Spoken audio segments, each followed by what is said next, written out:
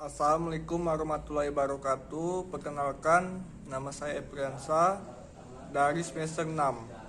Di sini saya akan menjelaskan materi saldo normal akun dan melaksanakan persamaan akuntansi. Yang pertama, pengertian persamaan dasar akuntansi. Persamaan dasar akuntansi adalah sistematika pencatatan yang menggambarkan suatu hubungan yang ada pada perusahaan yang meliputi harta, hutang, dan modal. Persamaan dasar akuntansi merupakan suatu persamaan yang menggambarkan posisi aktiva, hutang, dan ekuitas yang mengakibatkan adanya transaksi yang terjadi pada perusahaan. Persamaan dasar akuntansi digunakan sebagai dasar pencatatan sistem akuntansi. Artinya, setiap transaksi yang terjadi harus dicatat dalam dua aspek.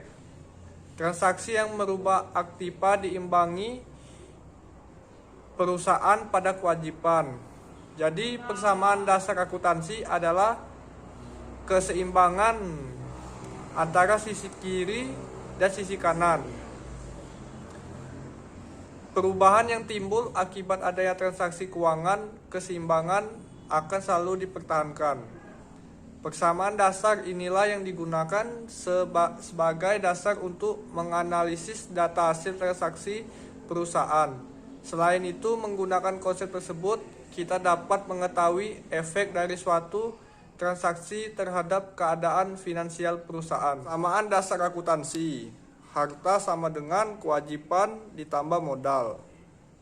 Aset sama dengan liabilitas ditambah equity. Aktiva sama dengan pasiva ditambah modal. Bentuk-bentuk persamaan dasar akuntansi. Persamaan antara harta dan modal. Harta sama dengan modal.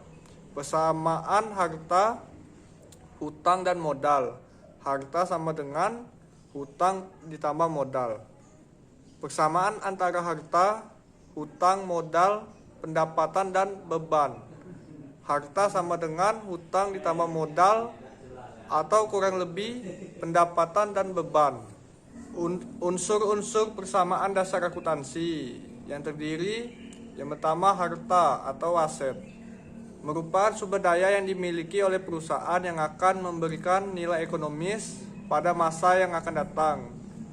Harta terdiri dari harta lancar yang merupakan harta yang diharapkan dapat dicairkan atau diuangkan tidak lebih dari 1 tahun atau 1 siklus akuntansi.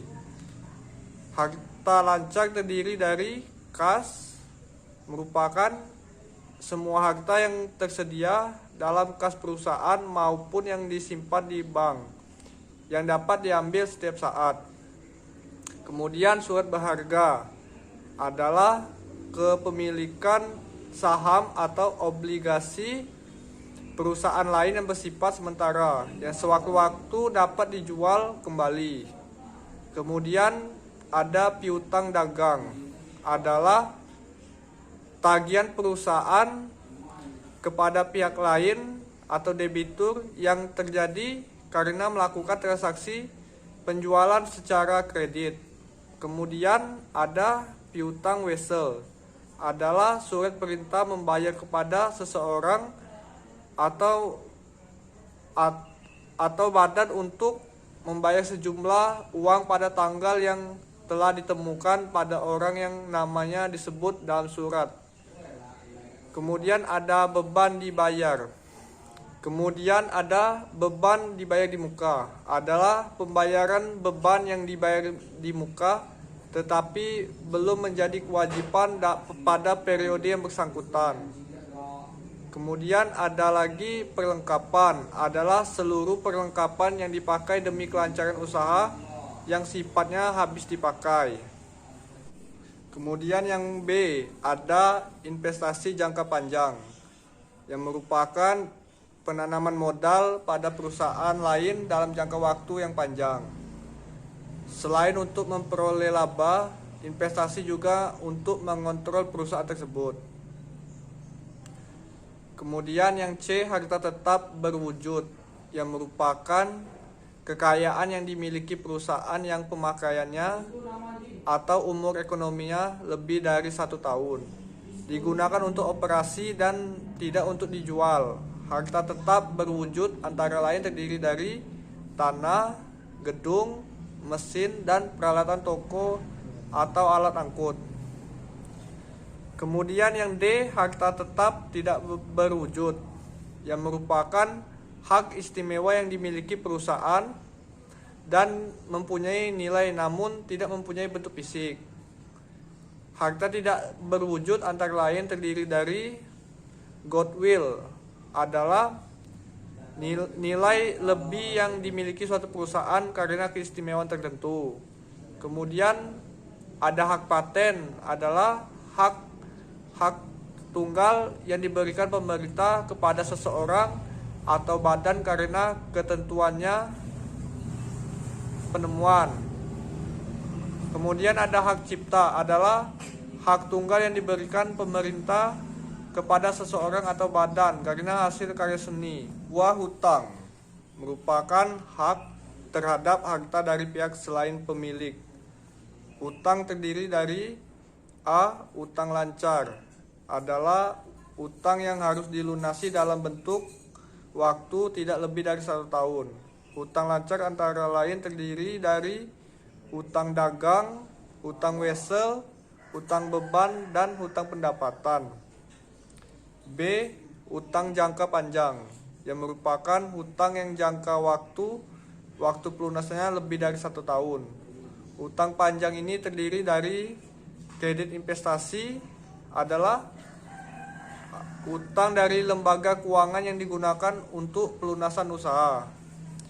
Kemudian hutang hipotek adalah hutang yang jangka panjang dengan jaminan harta tetap atau tidak bergerak seperti tanah dan bangunan. Kemudian ada hutang obligasi, adalah hutang jangka panjang yang timbul akibat perusahaan menjual surat obligasi kepada masyarakat. Yang C, hutang lain-lain, adalah hutang-hutang yang tidak termasuk ke dalam kedua hutang tersebut. Contoh uang pinjaman yang diterima dari pelanggan. Ketiga, modal. Modal adalah hak pemilik atas harta perusahaan yang merupakan kekayaan bersih, yaitu selisih harta dengan hutang.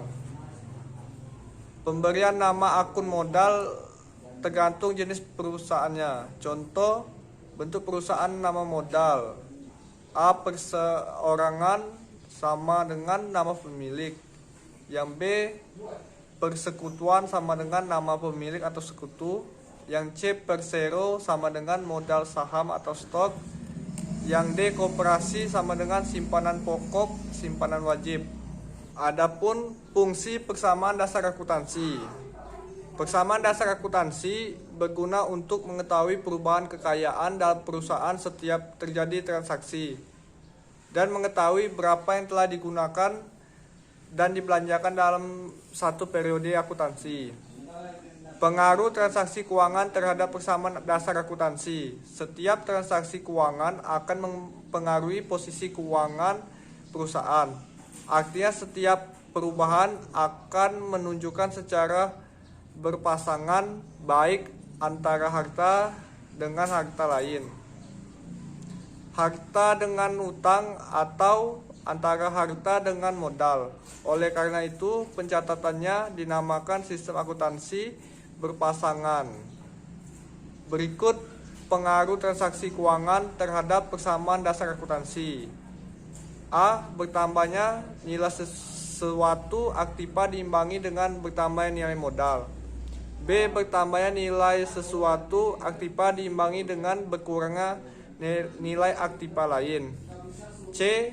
Bertambahnya nilai sesuatu aktiva diimbangi dengan berkurangnya nilai sesuatu aktiva lain dan bertambahnya nilai suatu kewajiban. D. Berkurangnya nilai sesuatu aktiva diimbangi dengan bertambahnya nilai suatu aktiva lain. E. Bertambahnya nilai suatu aktiva diimbangi dengan bertambahnya nilai suatu kewajiban. Dan yang terakhir F. Berkurangnya nilai suatu aktiva diimbangi dengan berkurangnya besar modal. Analisis pengaruh transaksi persamaan dasar akuntansi. Setiap transaksi yang terjadi akan mempengaruhi posisi keuangan perusahaan. Pengaruh transaksi tersebut dapat menambah atau mengurangi komponen keuangan perusahaan lain, yaitu harta, hutang, dan modal. Yang pertama itu ada transaksi yang akan mempengaruhi aset dan ekuitas. Terdiri dari beberapa, yaitu A. menyetorkan kas sebagai ekuitas, B. menerima uang pendapatan jasa, C. membayar beban, D. memberikan bagian laba kepada pemilik, E. pengambilan uang untuk keperluan pribadi. Yang kedua ada transaksi yang akan mempengaruhi minat. Yang kedua ada transaksi yang akan mempengaruhi aset.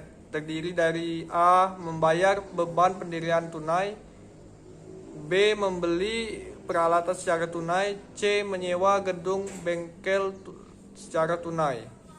Kemudian yang ketiga itu transaksi yang mempengaruhi aset dan kewajiban, yang terdiri dari A. membeli aset secara kredit, B. meminjam uang dari bank sebagai tambahan modal. Materi selanjutnya, pengertian saldo normal. Proses di mana debit atau kredit ketika elemen tersebut mengalami penambahan jumlah elemen dasar akuntansi. Berdasarkan aturan saldo normal tersebut, sisi debit digunakan untuk hal-hal sebagai berikut. Pertama, mencatat tambahnya nilai akun aktiva dan beban pendapatan. Kedua, mencatat berkurangnya nilai akun kewajiban atau hutang, modal, dan penghasilan. Adapun sisi kredit digunakan untuk hal-hal sebagai berikut: mencatat bertambahnya nilai akun kewajiban, modal, dan penghasilan. Kemudian mencatat bertambahnya nilai akun aktiva dan beban. Pengertian akun. Akun adalah tempat untuk mencatat transaksi yang terjadi dalam perusahaan. Penggolongan akun terdiri dari akun real. Akun real adalah akun-akun yang terdapat dalam neraca. Akun real terdiri dari atas aktiva atau aset, hutang, kemudian modal, hak pemilik atas harta perusahaan setelah dikurangi kewajiban. Akun nominal adalah akun-akun yang terdapat dalam laporan laba rugi. Akun nominal terdiri atas pendapatan dalam usaha dan pendapatan di luar usaha. Kemudian beban dalam usaha dan beban di luar usaha.